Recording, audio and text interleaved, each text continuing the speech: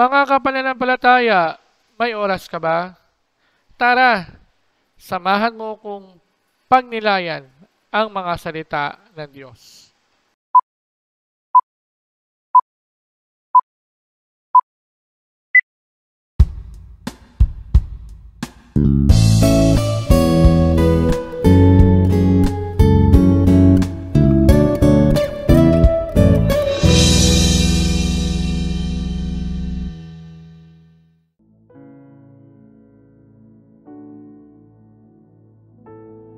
Ang mabuting balita ng Panginoon ayon kay San Marcos.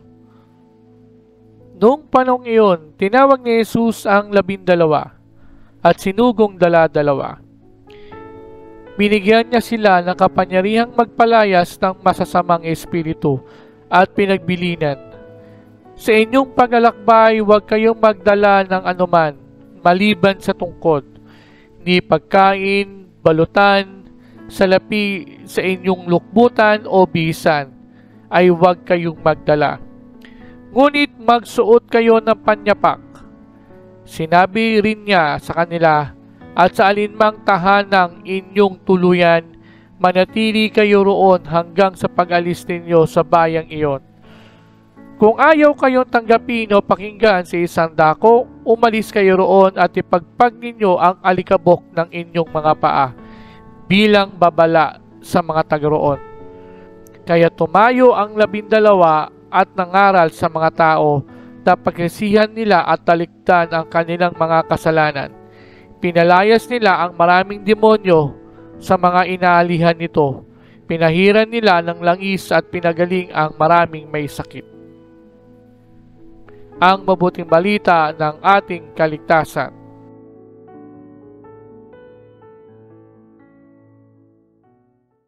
Ano ang mission mo? Mga kapananampalataya, tayo ay nasa ika-15 linggo sa karaniwang panahon. Masasaksihan sa ating ebanghelyo ang pagbibigay ng misyon ni Jesus sa mga apostol niya.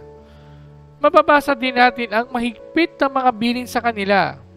Una, wala silang dadalhin bukod sa tungkod lang. Ang tungkod ay para sa pagdepensa laban sa mga bababangis na hayop. Pangalawa, ang pananatili sa isang lugar na tumanggap sa kanila. At pangatlo, ang pagpapagpag ng kanilang panyapak sa mga lugar na hindi tatanggap sa kanila. Sa mga sumasagap o sumasabak sa pagmimisyon sa ating panahon, wala silang bitbit kundi ang kanilang mga sarili lang. Naniniwala kasi ang mga misyonero sa katagang God will provide. Ito ay pagpapakita na habang kasama nila ang Diyos, ang lahat ay pagkakaloob sa kanila at hindi sila pababayaan. Ang mga aral at values ng bawat misyonero ay nagsisilbi tungkod nila laban sa mga bababangis at matitinding pagsubok na kanilang haharapin sa kanilang pagtupad sa misyon na iniatang sa kanila. Tayong lahat ay tinatawagan na makibahagi sa misyon na ibinigay ni Jesus sa kanyang mga apostol. Subalit, hindi na natin kailangan pa na maging pare, maging madre, relihiyoso, mangangaral o tagapaglingkod ng simbahan. Hindi na natin kailangan gumawa ng mga video o magpakalat ng mga video sa social media upang magawa ito. Sa ating mga ordinaryong pamilya at lipunan, ay may kanya-kanya tayong mga misyon sa buhay. Sa mga magulang, may misyon tayong ituro at ikintal sa isipan ng ating mga anak ang mga kagandang asal at turo ng Diyos. Ang tanong, nagawa na ba natin ito? Naisasama ba natin ang ating mga anak sa lingguhang pagsisimba? Naisasama ba natin ang ating mga pamilya sa simbahan? Naisasabuhay ba natin ang mga turo at salita ng Diyos? Sa ating pagganap sa misyon, tandaan natin ang katagang, we cannot please everybody. May makikinig at susunod sa iyo. Pero, meron din naman na talagang hindi susunod at lilibakin at lalaitin ka. Sa mga kita pagkakataon, ano ang sabi ni Jesus? Ipagpag mo ang iyong panyapak. Ipagpag mo lang ang mga ayaw makinig at sumunod sa mga sinasabi mo. Huwag mong dibdibin at huwag mong isipin na nabigo ka sa mission mo. Ang mahalaga ay nagawa mo ang dapat mong gawin.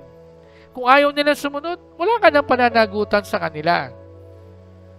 Sila na ang mananagot sa harapan ng Diyos pagdating ng araw. Harinawa, magampanan natin ang mga misyong iniatang sa atin ng Diyos na ibahagi siya sa lahat. Makita nawa sa ating araw-araw na pamumuhay si Kristo bilang bahagi sa pagganap ng tungkuling ito. Sa puntong ito, samahan ninyo ako sa isang panalangin. Panginoon, tulungan mo kaming magampanan ang misyong iniatang mo sa amin na ibahagi ka sa iba. Mabanaagan nawa sa aming pamumuhay ang iyong larawan at mga turo. Hinihiling namin ito sa pangalan ng iyong Ama, kasama ng Espiritu Santo, magpasawalang hanggan. Amen.